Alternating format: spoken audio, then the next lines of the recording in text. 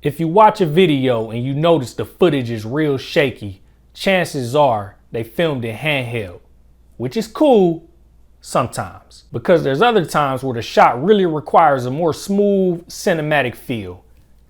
And that's why videographers use gimbals. Let's go ahead and fire this bad boy up. There we go. So this little machine right here is called a gimbal. This specific gimbal is the DJI Ronin S3 Mini, also known as the DJI RS3 Mini. This device right here has a motor that keeps the shot steady and smooth when you're recording video. With this device right here, I could walk with the camera, I could run, I could jump, I could ride a bike with the camera. I can do all these things while filming pretty smooth video. The funny thing about being out and about with the DJI Ronin, it never fails, man. Every single time I shoot a wedding with this thing, man, some old dude at the reception always got to come up to me. Hey, young blood, that's a sharp camera. The first gimbal I ever had was the DJI Ronin M. So if y'all remember that thing was real big, real bulky. It had two handles, so it was kind of hard to maneuver through a crowd. So if I'm shooting a wedding, sometimes at the reception, you damn near bumping into people trying to maneuver through tight spaces with that big old bulky machine.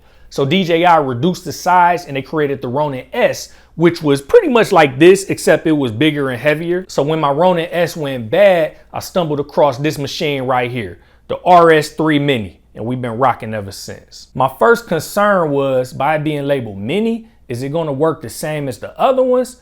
And I'm telling you, ever since the first time I used it, I quickly learned this thing right here is just as good as the other ones, or maybe even better. The main reason I feel like this Ronin has an advantage over the other ones is simply the size. This thing is lightweight, really, really lightweight.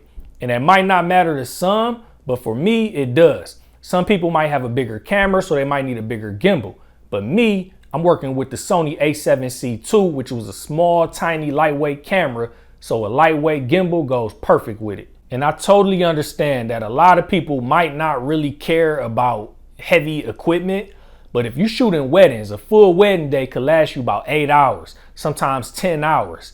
And that's a lot of wear and tear on your body, especially if you got a heavy gimbal with a camera and the lens on top. Then you're carrying around your tripod, your lighting equipment, and who knows what else you're carrying around on a wedding day. So for me, having this lightweight gimbal, oh man, my body thanks me every single time I shoot a wedding. We came from some real dark times back with that DJI Ronin M, I'm telling you, man. Some really cool features with this Ronin is I could shoot horizontal like this.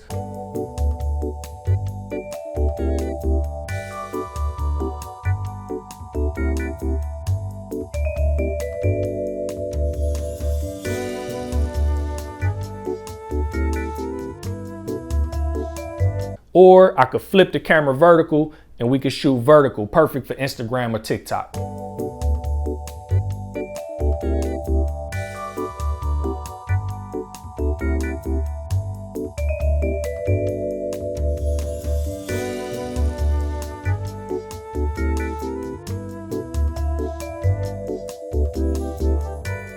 If you go to follow mode, you can put it on 360 roll and it'll give you a real cool effect.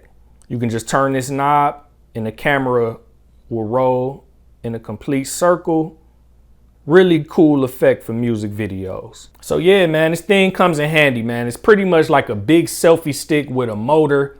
And speaking of selfie stick, you can definitely click this little button 3 times and look, it'll go into selfie mode.